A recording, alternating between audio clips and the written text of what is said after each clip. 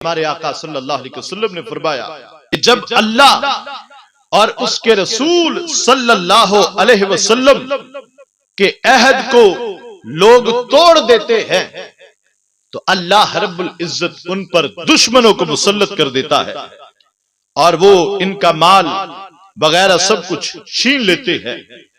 آج دیکھیں جب کوئی مسلم ممالک کے اندر حکمران بنتا ہے، پاکستان میں کوئی حاکم بنتا ہے تو اس سے یہ عہد لیا جاتا ہے کہ پاکستان جو کلمہ طیبہ کی بیس پہ بنا تھا اس کا لحاظ کریں گے۔ اس اسلامی ممالک کے اندر، اسلامی ملک کے اندر جو ان سے حلف لیا جاتا ہے اس میں یہ سارا کچھ شامل ہے کہ نظام مصطفیٰ صلی اللہ علیہ وسلم کو قائم کریں گے، مگر یہ اس عہد کو پورا نہیں کرتے۔ جنہوں نے خود ختم نبوت پہ ڈاکے مارے ہوں وہ کیا عہد پورا کریں گے؟ جو جہاد کو دہشت گردی کہتے ہو کیا وہ اپنے عہد کو پورا کریں گے؟ جنہوں نے ممتاز قادری کو شہید کیا ہو، ملونہ آسیہ کو چھوڑا ہو، غلامان مصطفیٰ پہ گولیاں برسائی ہو، وہ کیسے اللہ اور اس کے رسول کے عہد کو پورا کریں گے؟ اللہ اکبر! کوئی ادارہ اس عہد کو پورا نہیں کرتا۔ جب کوئی قاضی جج کی کرسی پہ بیٹھتا ہے عہد لیا جاتا ہے کہ اللہ کے دین کی خلاف ورزی نہیں کرے گا۔ جب کوئی پولیس کے اندر بھرتی ہوتا ہے عہد لیا جاتا ہے کہ اللہ رسول سے کیا ہوا وعدہ پورا کرے گا۔ جس کو کوئی بھی منصب ملتا ہے وہ حلف اٹھاتا ہے کہ یہ ملک جو کلمہ طیبہ کی بیس پہ بنا ہے اسی کے ماتحت اسی کے ایجنڈے کو پائے تکمیل تک پہنچائیں گے، مگر یہ ایسا نہیں ہوا، نہ ہو رہا ہے۔ اور پوری دنیا کے اندر مسلمانوں کی تاریخ پڑھ لیں، مسلمان کبھی اتنا ذلیل و رسوا نہیں ہوئے جتنا مسلمان آج ذلیل و رسوا ہو رہے ہیں۔ اور دیکھیں 56 یا 57 اسلامی ملک ہیں، کتنا پیسہ ہے ان کے پاس، تیل کے ذخائر ان کے پاس، جواہرات کے ذخائر ان کے پاس، معدنیات کے ذخائر ان کے پاس، سونے کے پہاڑ ان کے پاس، ہیرے کے پہاڑ ان کے پاس، اور گیس ان کے پاس، تیل ان کے پاس، مگر قبضہ یہودیوں کا ہے، قبضہ عیسائیوں کا ہے، قبضہ امریکہ کا ہے۔ اور سعودی عرب کے اندر کیا کچھ رہی ہے؟ قبضہ امریکہ کا ہے، اور انہی سے وہ چھین کر کبھی وہی پیسہ کشمیر میں بارود کی شکل میں استعمال کیا جاتا ہے، کبھی فلسطین میں، کبھی برما میں، کبھی افغانستان میں، کبھی عراق کے اندر۔ یہ کس وجہ سے؟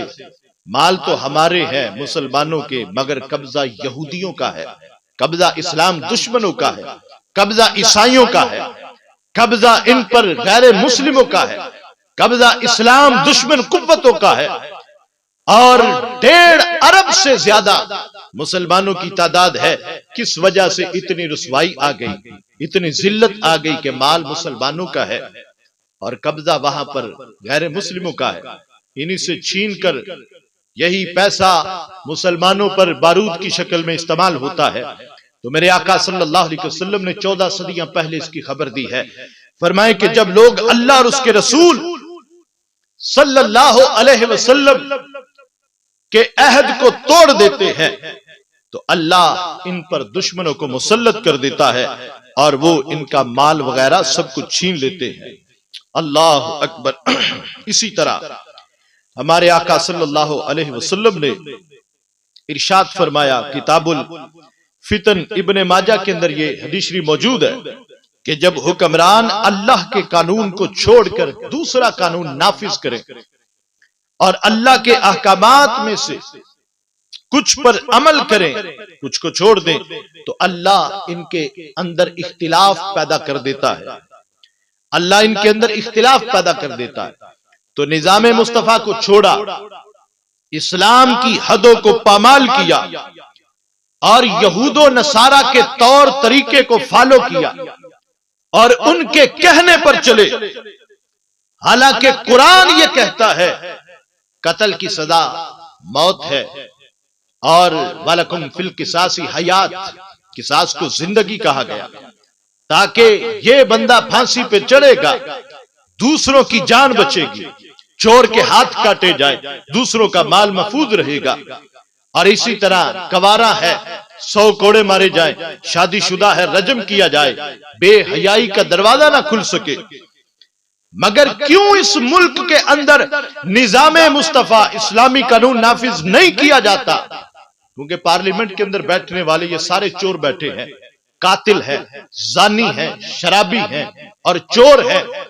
اگر آج اسلامی ملک، اسلامی قانون اس ملک میں نافذ ہوتا ہے تو بے شمار ایسے ہیں پارلیمنٹ کے اندر بیٹھنے والے جن کو تختہ پھانسی پہ لٹکایا جائے گا، کسی کو کوڑے مارے جائیں گے، کسی کے ہاتھ کاٹے جائیں گے۔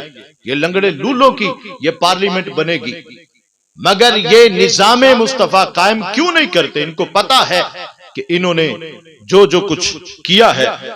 اور دیکھیں اللہ کے قانون کو چھوڑا اور کس قدر اختلاف پیدا ہو گئے کہ آپس کے اندر یہ لڑ کے مر رہے ہیں اور قوم کو ظلم کی چکی میں یہ پیس رہے ہیں۔ اور جنہوں نے اللہ اور اس کے رسول کے قانون کو چھوڑا ہے، اور پوری دنیا پر آپ ان کی ذلت دیکھ سکتے ہیں، میڈیا پر کیا کچھ نہیں ہو رہا۔ رسول کریم صلی اللہ علیہ وسلم کے در سے پھرے ہیں تو دنیا کے اندر در بدر پھر رہے ہیں۔ بریلی کے امام نے کہا جو تیرے در سے یار پھرتے ہیں، جو تیرے در سے یار پھرتے ہیں، در بدر یوں ہی خار پھرتے ہیں۔ یہ کچھ وقت پہلے کسی ملک کے اندر کچھ دانشوروں کا اور مفکروں کا اجلاس ہوا تھا، کانفرنس تھی کہ جس کا حاصل یہ تھا کہ دنیا کا جو ہے دنیا کی سب سے بہترین قوم کون ہے اور دنیا کی بدترین قوم کون ہے۔ تو جب انہوں نے ہمارے اسلاف کو دیکھا تو کہنے لگے دنیا کی سب سے بہترین قوم جو ہے وہ قوم مسلم ہے، اور جب ہمارے کردار کو دیکھا کہنے لگے دنیا کی بدترین قوم جو ہے وہ بھی مسلم قوم ہے۔ اس کی وجہ کیا ہے کہ جس بندے کے گھر کے سامنے ٹھنڈے اور میٹھے پانی کا چشمہ بہتا ہو اور وہ چھوڑ کر کھارے پانی کی بھیک مانگتا پھرے، وہ بدترین نہیں تو اور وہ کون لوگ ہیں؟ وہ بدنصیب نہیں تو کیا ہے؟ اللہ نے مسلمانوں کو نظام مصطفیٰ قرآن کی صورت میں عطا کیا ہے، جس کی ہر رات کے اندر دن سے زیادہ اجالا ہے۔ اس قرآن سے پوچھو تم نے گھر کا نظام کیسے رکھنا ہے، تم نے تھانے کا نظام کیسے رکھنا ہے، تم نے کورٹ کچہری کا نظام کیسے رکھنا ہے، تم نے اداروں کا نظام کیسے رکھنا ہے، تم نے ملک کی سرحدوں کا نظام کیسے رکھنا ہے، تم نے پارلیمنٹ کا نظام کیسے رکھنا ہے۔ اللہ نے مسلمانوں کو قانون جو عطا کیا ہے قرآن کی شکل میں، یہ تو بہترین ہے۔ اور بدنصیبی ہے ان کی، یہ بدترین قوم ہے کہ جو قرآن کو چھوڑ کر غیروں سے بھیک مانگ رہے ہیں اور ان کے قانون کو یہ فالو کر رہے ہیں۔ ذرا غور کریں، آج جس بے حیائی کو ہم ترقی کا نام دیتے ہیں، لبرل طبقہ ترقی کا نام دیتا ہے اور روشن خیالی کا نام دیتا ہے، اور اس بے حیائی کو غیر مسلم انگریز چھوڑنا چاہتے ہیں، مگر اب حالت ان کی یہ بن گئی ہے کہ چور تو کمبل کو چھوڑنا چاہتا ہے، کمبل چور کو نہیں چھوڑ رہا۔ وہ بے حیائی کو چھوڑنا چاہتے ہیں مگر بے حیائی ان کو نہیں چھوڑ رہی۔ بے حیائی ان کے اندر اتنی رچ بس گئی ہے کہ اب وہ بے حیائی کو چھوڑ نہیں سکتے، مگر بدنصیبی ہے ہم مسلمانوں کی کہ اس بے حیائی کو روشن خیالی کا نام دے رہے ہیں اور اسے ترقی کا نام دے رہے ہیں۔ بہرحال ہمارے آقا صلی اللہ علیہ وسلم نے ارشاد فرمایا کہ جب حکمران اللہ کے قانون کو چھوڑ کر دوسروں کے قانون کو نافذ کرے اللہ کے کچھ احکامات پہ عمل کرے، کچھ کو چھوڑ دے، تو اللہ ان کے اندر اختلاف پیدا کر دیتا ہے۔ اور وہ اختلاف آپ جتنی بھی سیاسی پارٹیاں ہیں ان کے اندر آپ دیکھ سکتے ہیں کہ کس قدر ایک دوسرے سے یہ لڑ رہے ہیں اور ذلت و رسوائی اپنی پوری دنیا کو دکھا رہے ہیں۔ اس لیے اقبال نے کہا، ہست دین مصطفیٰ دین حیات، شرع او تفسیر آئین حیات، گر زمینی آسماں سازت ترا، آنچے حق می خواہند آن سازت ترا، کہ دین صرف اور صرف اسلام ہے اور یہی سب کچھ ہے۔ اگر تو ذلت اور رسوائی میں اس قدر پستی کا شکار ہے کہ زمین کے برابر ہے، دامن مصطفیٰ کو تھام لے، اسلام کے دامن کو تھام لے، اللہ تجھے آسمانوں جیسی بلندیاں عطا فرمائے گا۔ اور ہماری بھی بدنصیبی ہے کہ ہم ایسے مجرموں کو ووٹ دیتے ہیں اور اپنے تعلق کو دیکھتے ہیں کہ میرا کچہری میں کوئی کام نہ اڑے، میرا تعلق مضبوط رہے۔ برادری کو دیکھتے ہیں، تعلق داری کو دیکھتے ہیں، اپنے اپنے مفاد کے لیے ہر شخص ایسے لوگوں کو تعاون کرتا ہے جو پارلیمنٹ کے اندر بیٹھ کر اللہ کے دین کی حدوں کو پامال کرتے ہیں۔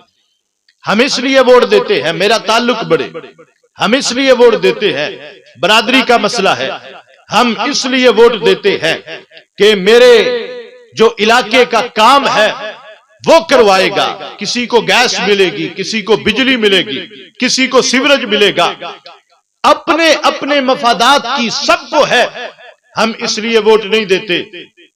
کبھی ہم نے یہ کہا ہو کہ جا یار تجھے ووٹ اس لیے دیتے ہیں، اسمبلی کے اندر بیٹھ کر ناموس رسالت کی بات کرنا، ختم نبوت کی بات کرنا، تجھے ووٹ اس لیے دیتے ہیں عافیہ صدیقی کی بات کرنا، تجھے ووٹ اس لیے دیتے ہیں کشمیر کے لیے جہاد کی بات کرنا، برما کی بچیوں کی بات کرنا، فلسطین کے مسلمانوں کی بات کرنا، عراق کے مسلمانوں کی بات کرنا، افغانستان کے مسلمانوں کی بات کرنا۔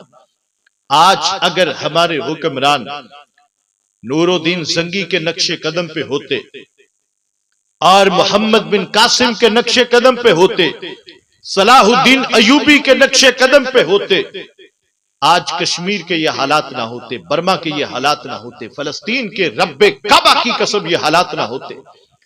اور کفار کو رسول کریم صلی اللہ علیہ وسلم کی گستاخی کرنے کی رب کعبہ کی قسم جرت تک نہ ہوتی۔ مگر دیکھے ہے یہ دن اپنی ہی غفلت کی بدولت، سچ ہے کہ برے کام کا انجام برا ہے۔ جو بادشاہ، جو حاکم رسول کریم صلی اللہ علیہ وسلم کی عزت پہ پہرا نہ دے سکے، وہ کسی قوم کی حفاظت کیا کرے گا؟ کسی قوم کو حق وہ کیا دے گا؟ کسی قوم کا خیال وہ کیا کرے گا کہ جو رسول کریم صلی اللہ علیہ وسلم کی ناموس پہ پہرا نہ دے سکے؟ پوری دنیا کے اندر ان کی رسوائی ساری دنیا دیکھ رہی ہے۔ جو تیرے در سے یار پھرتے ہیں، در بدر یوں ہی خار پھرتے ہیں۔ ہمیں بھی اپنے اعمال کو درست کرنے کی ضرورت ہے۔ جب تک ہمارے اعمال درست تھے، اس بر صغیر پاک و ہند پہ 800 سال تک مسلمانوں کی حکومت رہی۔ اعمال کے اندر بگاڑ پیدا ہوا، اللہ نے انگریزوں کو ہم پہ مسلط کر دیا، پھر ہم نے اپنا رخ گنبد خضرا کی طرف کیا، اللہ نے ملک پاکستان ہمیں عطا کیا۔ اعمال کے اندر پھر کمزوری آئی تو مشرقی پاکستان کا حصہ ہم سے کٹ گیا اور ہمیں اس کی بھی سزا ملی۔ آج بھی جیسے اعمال ہیں وہ کسی سے چھپے ہوئے نہیں ہے۔ اور دیکھیں مساجد کے اندر کیسی بے رونقی ہے، بے حیائیوں کے اڈوں کو ہم نے آباد کر دیا ہے اور زندگی اجیرن ہو چکی ہے۔ اب جو حالات ہیں اللہ کی نافرمانی کے لحاظ سے ہمیں غور کرنا چاہیے۔ ہم اللہ کے عذاب کو دعوت دے رہے ہیں، ہم اللہ کی یاد سے غافل ہو چکے ہیں۔ اللہ کا عذاب کس قدر ہم پہ برس رہا ہے کہ ظالم حکمران ہے، وہ مہنگائی کے ذریعے ہم پہ ظلم کرتے ہیں، زلزلے ہیں، سیلاب ہے۔ اور اللہ کا عذاب یہ نہیں کہ یہی نہیں کہ چہرے بدل جانا، آسمانوں سے پتھروں کا برسنا، سب سے بڑا اللہ کا عذاب یہ بھی ہے کہ ہم اللہ کی یاد سے غافل ہو چکے ہیں۔ اللہ کی یاد سے غافل ہو جانا یہ بھی اللہ تعالیٰ کی طرف سے ایک عذاب کی صورت ہے۔ وقت کے نوجوانوں کا یہ حق بنتا ہے کہ اسلام کے لیے کام کرے، اسلام کی سربلندی کے لیے کام کرے، اپنی ان جوشے، اپنے اس خون کی جو حرارت ہے اس کو اللہ کے دین کے لیے وقف کرے، اپنا تن من دن سب کچھ اسلام کے لیے قربان کرنے کے لیے کوشاں رہے۔ چاہیے تو یہ تھا ہمارے جوانوں کے اندر محمد بن قاسم جیسا خون ہوتا، صلاح الدین ایوبی جیسا خون ہوتا، نور الدین زنگی جیسا انداز ہوتا، مگر افسوس تو اس بات کا ہے کہ آج مسلمانوں کو جتنی تبلیغ کی ضرورت ہے پہلے کبھی نہ تھی۔ مسلمانوں کے اندر اس قدر بگاڑ آ گیا کہ آج مسلمان کو بھی پہچاننا مشکل ہے کہ یہ مسلمان ہے یا غیر مسلم ہے۔ یہ ہماری بدعمالیوں کا نتیجہ ہے کہ اللہ تعالیٰ نے ہم پر ظالم حکمرانوں کو مسلط کر دیا ہے۔ مہنگائی یہ ہے، اگر ایک کریانے کی دکان ہے اس میں اگر 50 چیزیں ہیں، کسی ایک کی قیمت پہ بریک نہیں لگتی، ساری مہنگی ہوتی ہے۔ ہر چہرے پہ پریشانی سی نمایاں نظر آتی ہے، چاہے غریب ہے امیر ہے، ہر شخص پریشان ہے۔ یہ امت تو اللہ کی پیاری امت تھی، اس قدر ان پر ظلم و ستم کس وجہ سے ہو رہا ہے کہ بادشاہ کسی کا لحاظ نہیں کرتے، نہ کسی کا بڑھاپا، نہ کسی کی غربت، لوگ خودکشیاں کرنے پہ مجبور ہو چکے ہیں۔ ظالم بادشاہ اللہ کے عذاب کی علامت ہے۔ سوچے تو صحیح، اللہ ہم پر کس قدر ناراض ہے کہ اس نے ظالم بادشاہ ہم پہ مسلط کر دیے ہیں کہ جو اللہ کا عذاب بن کر ہم پر ٹوٹے ہوئے ہیں، جو نہ کسی کے دکھ کو دیکھتے ہیں نہ سکھ کو دیکھتے ہیں۔ تو ظالم بادشاہ اللہ کی ناراضگی کی علامت ہے۔ حضرت موسیٰ علیہ السلام آپ نے اللہ سے عرض کیا، اللہ کیسے پتا چلے کہ تو بندوں سے راضی ہے ناراض ہے؟ اللہ نے فرمایا کہ جب میں بندوں کو صالح حکمران عطا کرتا ہوں تو میں ان سے راضی ہوتا ہوں، جو ان کے لیے رحم دل ہوتے ہیں، ان کا حق ادا کرتے ہیں، ان کا خیال کرتے ہیں، اپنی رعایا پہ رحم کرتے ہیں۔ تو صالح حکمران اللہ کی رضا کی علامت ہے۔ اور اللہ نے فرمایا جب کسی قوم سے ناراض ہوتا ہوں تو ان پر ظالم بادشاہوں کو مسلط کر دیتا ہوں کہ جو لوگوں پر ظلم و ستم کرتے ہیں اور ان پر ظلموں کے پہاڑ توڑتے ہیں۔